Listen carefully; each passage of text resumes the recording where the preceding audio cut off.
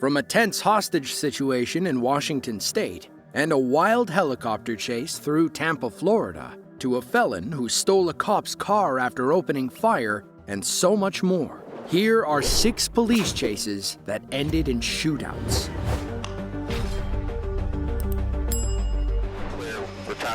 They just pitted him. Roll over, Martin Luther King. Roll over, Martin Luther King. Start ambulance for me. He's out on foot. He's out on foot. It was November 14th of 2025. Federal ATF agents, along with the Michigan State Police and the local Detroit PD, had just linked 12 isolated shootings to one suspect. According to the police report, the gunman had been firing indiscriminately into homes and vehicles, triggering 11 calls for shots fired and one non-fatal shooting incident between November 5th and the 13th. Finally, on the 14th, officers converged near a home on Prairie Street in Detroit, where the suspect was hanging out with several friends. Unfortunately, he spotted them before they could take him down.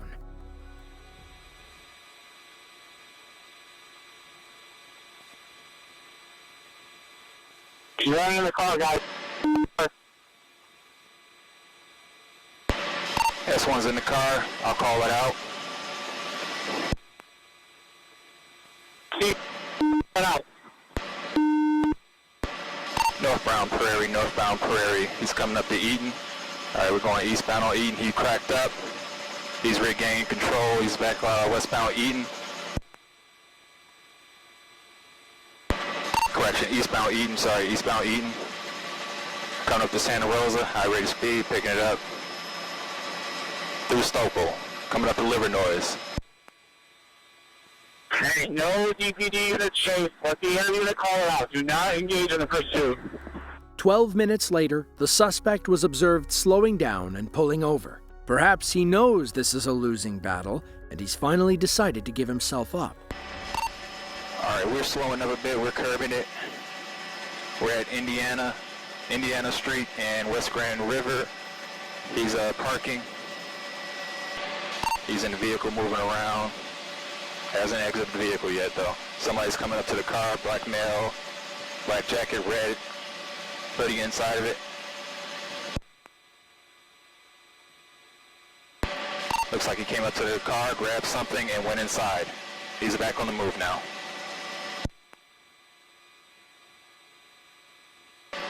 All right, we're hitting another U-turn. Oh, we're driving on the wrong side of the road. We're continuing southbound on Livernois, wrong side of the road. We're coming up to Crenshaw. We're going to be making a eastbound shot on the Crenshaw.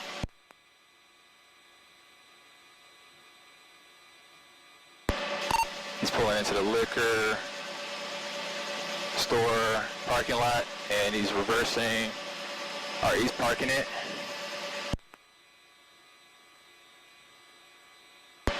He's moving around a lot. He's got people at the front door of the liquor store. He's parked. He's still in the vehicle right now. You got a guy coming up to the car.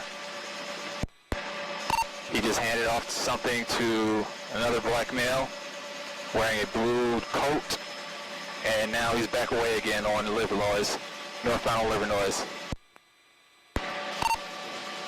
He handed something off to that gentleman. The suspect seemed to have friends all over town.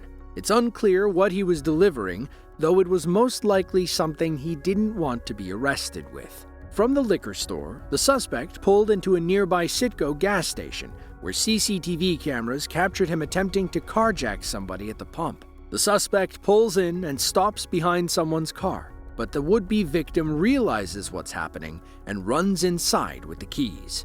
They may have been able to escape, but this next driver wouldn't be so lucky. All right, he's blocked in. He's out on foot. He's running. Nope, he's jumped into another vehicle. He's in another vehicle right now. Nope.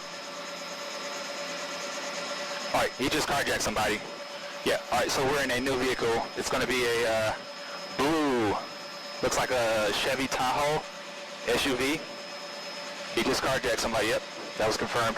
All right, we're going northbound on Livernois.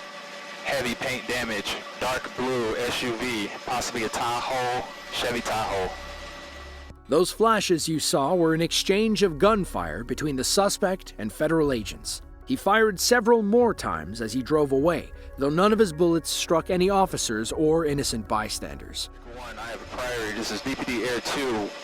Currently a pursuit right now for a homicide suspect who just actively exchanged shots with officers. And armed robbed another vehicle. It's going to be a blue Chevy Tahoe, heavy blue paint damage, older models, possibly 90s. Troopers are actively pursuing. We are coming southbound on Woolward at Martin Luther King Boulevard. All right, westbound on Martin Luther King Boulevard.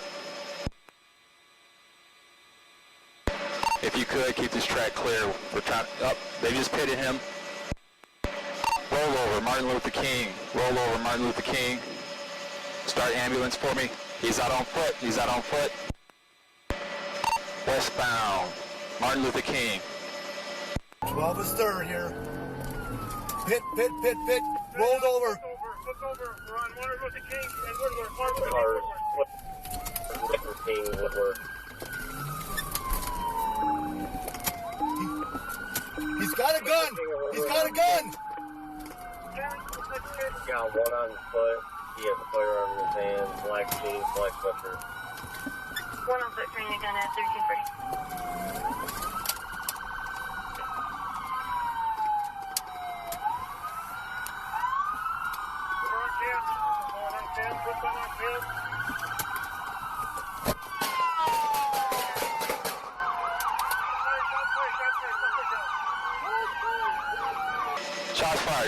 Shots fired. Suspect down, roll EMS. Martin Luther King Boulevard and Cass Drive. Suspect is down, roll EMS. Officers quickly detained the suspect and administered first aid. They placed tourniquets on his arms and legs, which likely saved his life. He was taken to the hospital in critical condition, and his handgun was later recovered at the scene. Upon recovery, the suspect was indicted by a federal grand jury for carjacking, assault, and attempted homicide on federal agents, among other crimes. U.S. Attorney Jerome Gorgon described the gunman as an agent of chaos, while expressing his thanks to the brave men and women who helped take him off the street, hopefully for good. Back off. Unit 2460. Back tire completely off. He's rolling on it. On March 8th of 2022, the following 911 call came into the Joplin, Missouri call center. Joplin 911, where's your emergency? Hi, we have a guest. I work at the Buckle. We're at our new location, 405 Geneva Avenue. We have a guest who is threatening one of my other teammates, and he is about to get physical because he's all up in his face right now.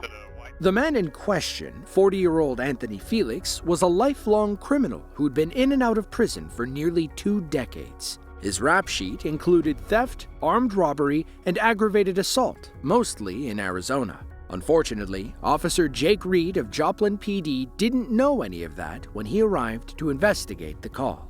Right on. Do you know why I'm talking to you? Yeah, they got a problem in there.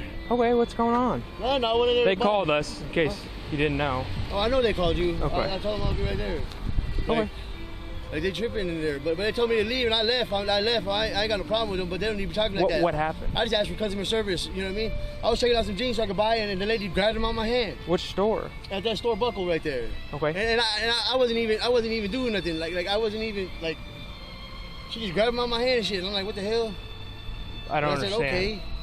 What do you mean? It's all good. I don't know. It ain't no big deal. Like I'm good with them. Like I'm already at the store. I'm good. Okay. Do you have your ID on you, man? My name's Anthony. Make me Felix. I don't have no ID on Okay. me. Have a seat for me. What for? Because I told you to. Thank you. I'm gonna go talk to them, obviously, while you hang out with another cop, and then we'll figure out what's going on. Okay? Does that sound fair? Officer Reed took Felix's information and returned to his car to speak with the manager. Meanwhile, Corporal Benjamin Cooper sat with the suspect to make sure he didn't try anything. According to the manager, Felix was a serial shoplifter. On that day, he tried walking out with a stack of women's jeans, each priced at $180. The staff caught on and stopped him as he made a beeline for the door. Towards the front, and so then I grabbed him. I grabbed the stack of denim out of his hands. And then he goes, what the fuck? That's bad customer service. Let me talk to your manager. And I said, well, I'm actually the manager in charge right now. And then he started cussing at me, called me a bitch, a cunt. Okay. Blah, blah, blah. Was he like yelling it at you in the middle of the store? Oh, yeah. Okay. Like raising his voice, and then a couple of my teammates were coming up, you know, to support me, you know, because I knew exactly what he was doing. Right, right. And then he got physical, like he got real close to one of my other teammates and act like he was gonna like fight him.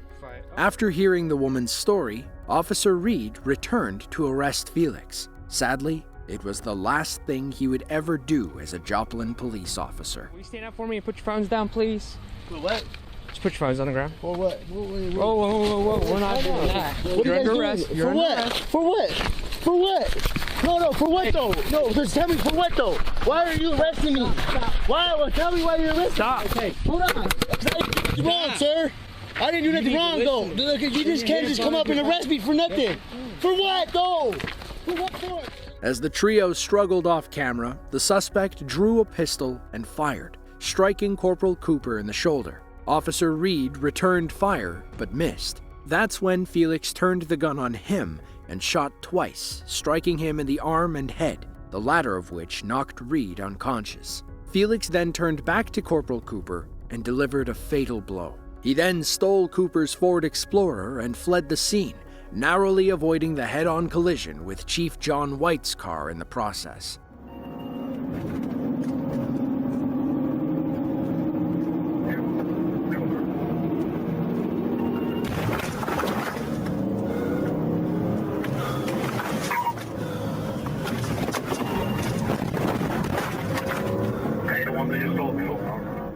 As Felix raced off in the stolen squad car, other officers convened on the scene and spotted him as he turned into a parking lot. There they are. 251, I see him. All Riley's on range line. In Chili's parking lot.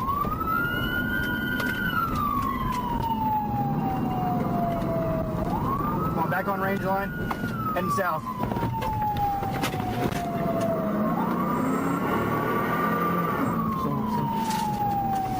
Heading down 50. They have a blown tire.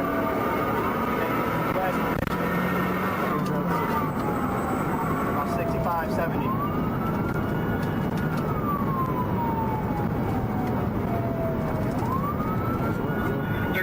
He's in Corporal Cooper in SUV.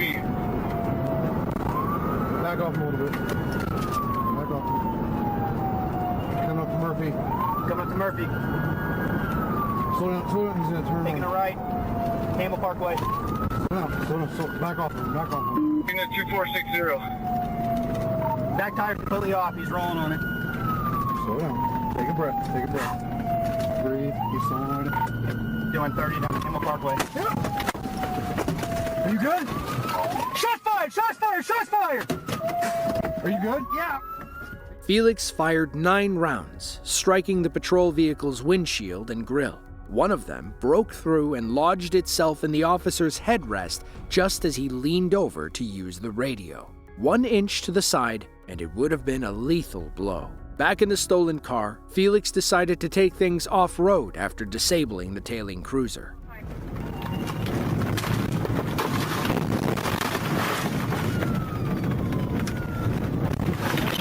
He's off-road, he's going behind the house.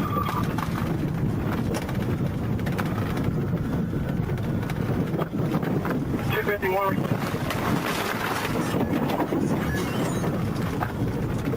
The blue house right there. That truck is faster.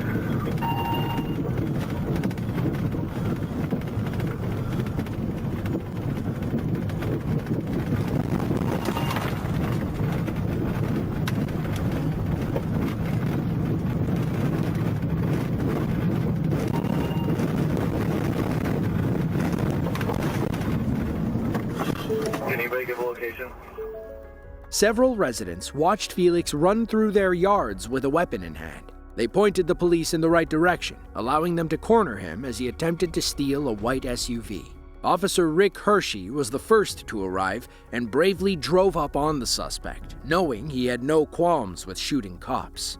White male, black jacket, black hair. He's trying to get into a van here.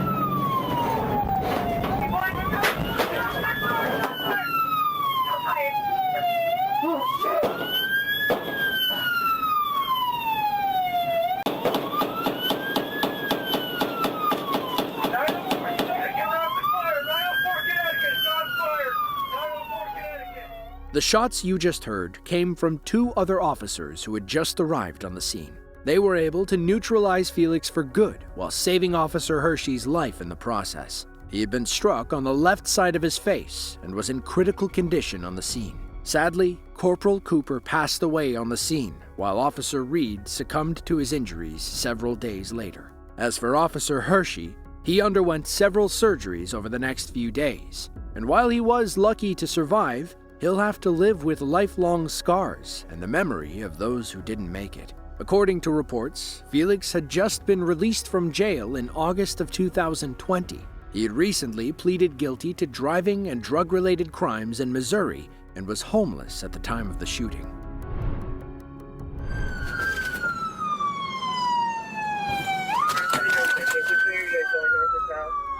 On July 15th of 2024, sheriff's deputies in Pierce County, Washington found themselves in hot pursuit of a wanted homicide suspect. How are you smoking?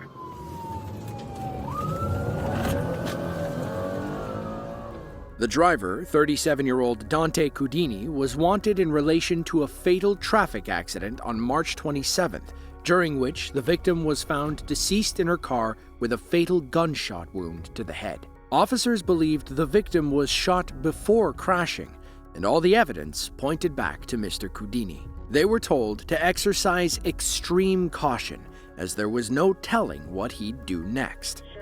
Approaching Rocky Ridge Elementary and approaching 68th Avenue East. I can get a unit at 70th Avenue on the north side for 6.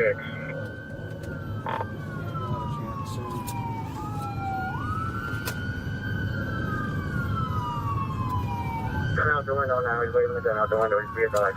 Waving a gun out the window. Taking shots at us, or if your window looks busted out the back. Who's taking shots?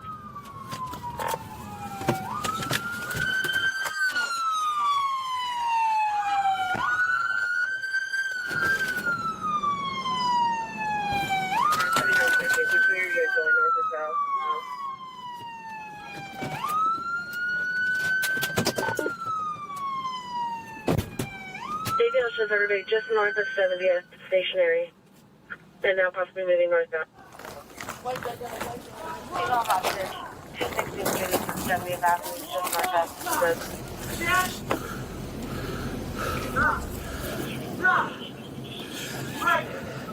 I won't do this. Please drop the gun. I will drop the gun. We will shoot you. I will drop the gun. Drop it. Front of 7 again.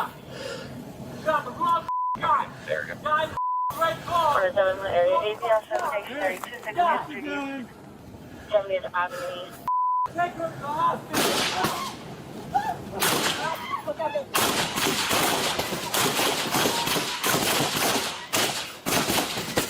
Coming up, coming up. Shotsbury, 260th and 70th Avenue East, 1450. Coming up behind. Get out, get out, get out. Get out, get out! Cudini refused to drop his weapon, forcing police to open fire until he was neutralized. Thankfully, the hostage was unharmed, and the 81-year-old woman living inside the home was taken to safety. Cameron, you okay? Are you okay? Is everybody okay? Let's get us. I'm going to grab a shield. I have no visual. Show me your hands right now! Show me your hands! I'm grabbing a shield. Then we can go on. Okay, hang on. Shield, let's give us a shield, Marty. We got one coming. Guys, watch the back drop.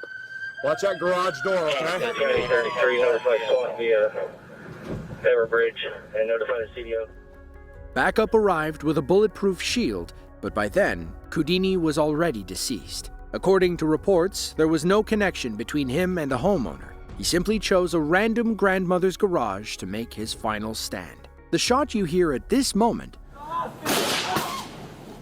was fired by a deputy who saw an opening and took it. The strike caused the suspect to loosen his grip on the hostage, allowing officers to fire several more times without striking her. In the end, Dante Cudini passed away on the scene from multiple gunshot wounds. Officers were later deemed justified in their use of force as the suspect posed a significant risk to everyone involved, from the officers and the hostage to the little old lady inside the house.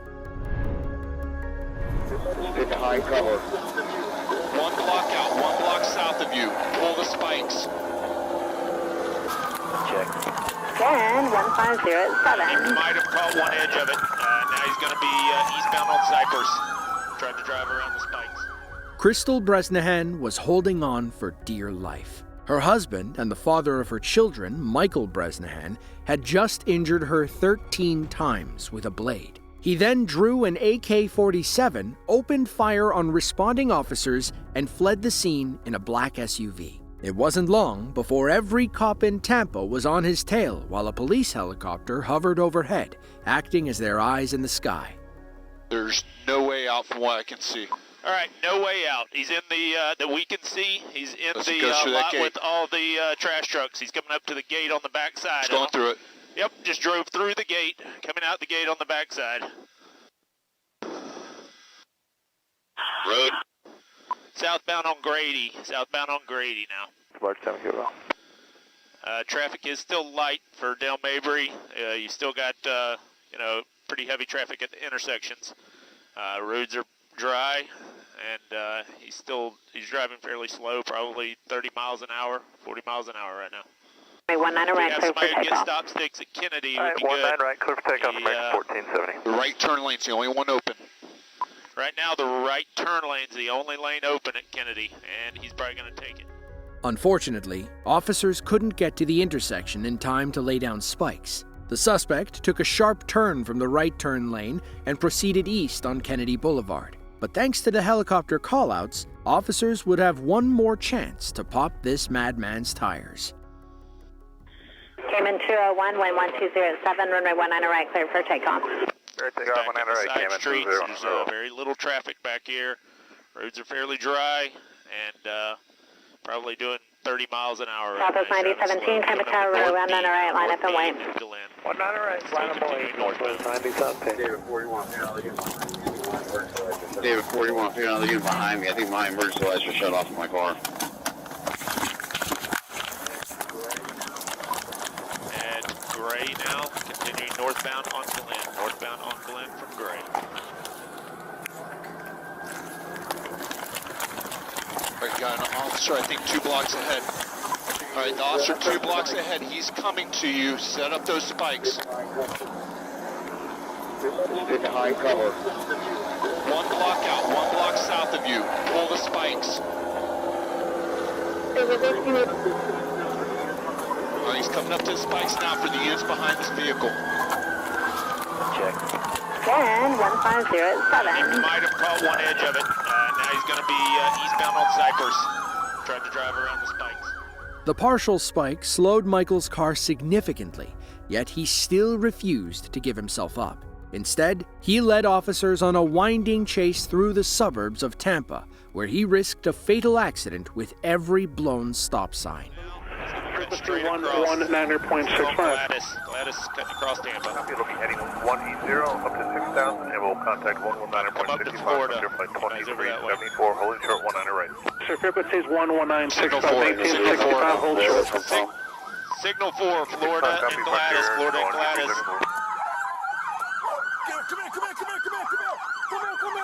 All right, the other car is out of the way and ran. They're out of the area. Suspect has not exited the vehicle yet.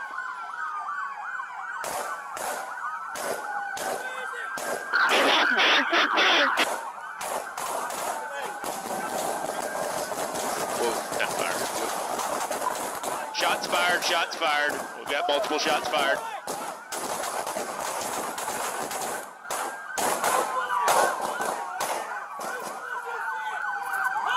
Traffic.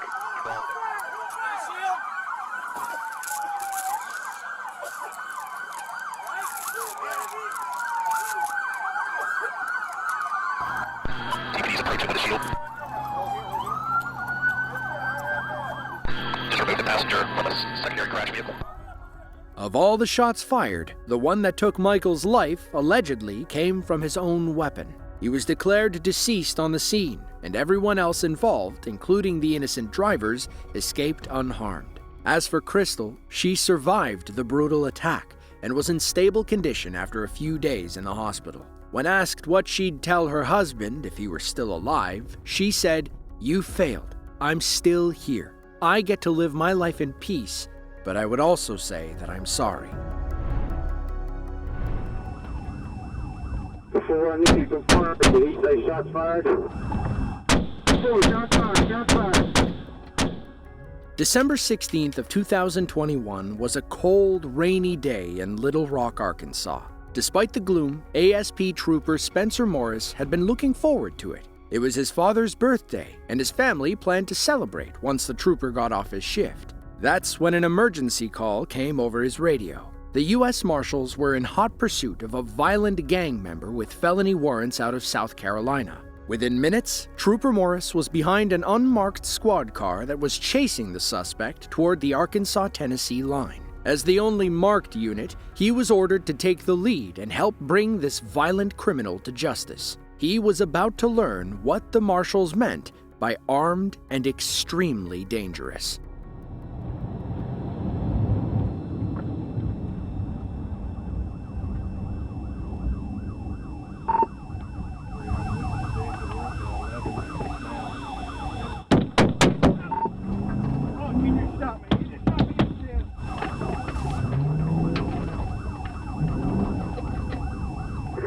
Those wreck, 1016 en route, all units 1019. Full confirmed, city.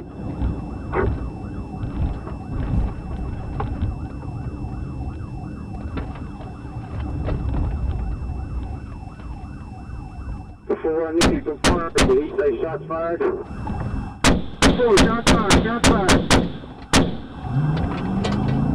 You hit. 23, are you hit?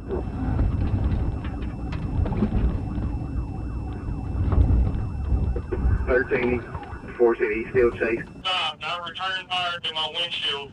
His vehicle is stopped right now. Sorry, talk to me. Should I take 55 south and take exit 11 or continue on? I'm trying to follow blue lights up ahead. If you can talk to me. Get off at exit 11 and come under the interstate. Despite being struck by gunfire, Trooper Morris remained on the scene and even put another bullet through the suspect's rear tire, thus disabling the vehicle for good. Officers didn't know it at the time, but the driver and his passenger were already deceased, having been struck multiple times when the trooper drew and fired his rifle. As for Morris, he was rushed to the hospital with a gunshot wound to the chest. Doctors hurried to cut his uniform off, but were relieved to see the slug that hit him fall out of his bulletproof vest. They were able to patch him up and deemed his injuries non-life-threatening. Of course, Trooper Morris was more worried about missing his father's party, which he was still able to attend. However, most of the attention was on him and the vest that saved his life. For his heroics that day, Trooper Morris was voted 2021 National Trooper of the Year by the International Association of Chiefs of Police.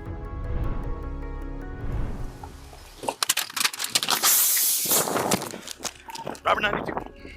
On October 30th of 2024, a police officer in Breckenridge Hills, Missouri, pulled over a 2014 Lexus for what should have been a routine traffic stop. The suspect, 30-year-old Javon Henderson, was driving with illegally tinted windows and plates that were improperly displayed. He, however, didn't think that there was anything wrong with that.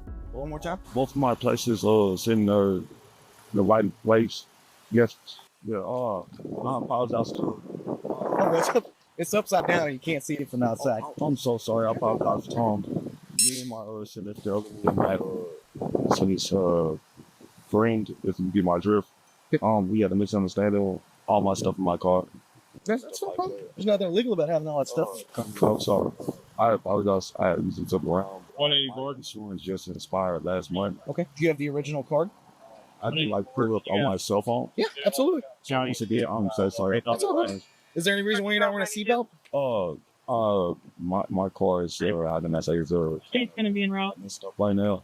Your seatbelt's messed up? No, I just really do that because I sets of, the alarm. Alright.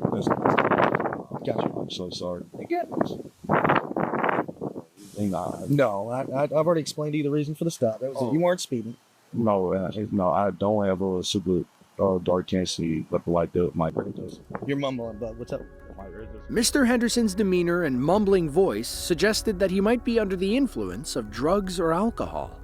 Okay, well, you're pulling that up on a scale of 1 to 10. 1 being sober as a bird, 10 being drunkest you've ever been. Where are you at in there? Honestly, I just swear to God, so I'm more than capable of driving. One more time? I'm more than capable of driving. Just honestly, I have no worry about it, so I don't want my brother to be told, so I'm kind of nervous. Do you have a trooper available for Okay. Okay, so where are you at on that scale? On a 1 being sober as a bird, like ready to go to church, and 10 being drunkest you've ever been? I promise you, officer, but I'm just messing stuff because I was just on my way on the side with my mother to talk to everybody. I can my still at the house. I got you. So that's not really an answer. It's just a number 1 to 10. No, I literally said 1. I apologize. You're a 1? You feel like you're a 1 right now? Okay. Are you willing to take some tests to make sure that you're going to drive? To be honest with you, I don't personally feel like that's necessary. Okay. With you, but it's I don't want to honestly because I'm scared. I get it. The driver eventually admitted to consuming 2 shots that day, though he was unable to say when. He also had trouble finding his expired insurance information, which must have been buried deep on his phone. Are you still trying to pull up that insurance? I'm just asking. You're fine. Okay. Any firearms in the car, anything like that? Okay. All right. Give me just 1 second. I'll be right back with you while you're pulling that up.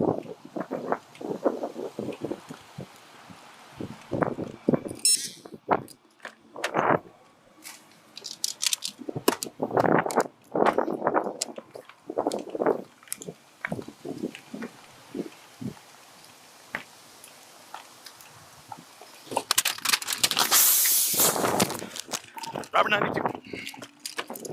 Forever 92?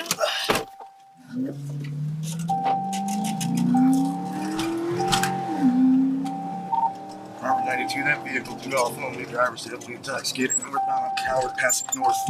The vehicle has been spiked. The suspect fled north before attempting a sharp right turn. He lost control, smashed into a sign, and sideswiped a retaining wall. From there, he sped north on a flat tire toward I-170, running several red lights along the way. Then, as he entered the on-ramp, his tire fell off, causing him to lose control and crash into a ditch, where the following shootout ensued.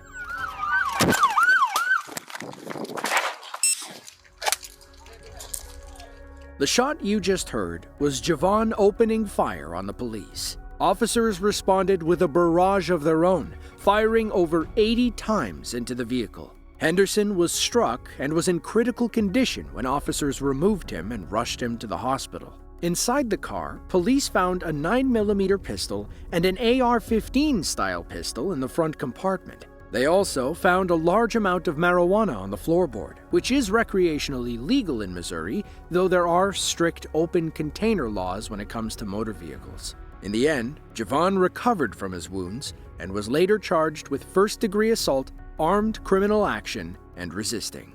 If you enjoyed this video and want to see more just like it, be sure to click the link on screen now. With that, thank you all for watching, and we hope to see you in the next one.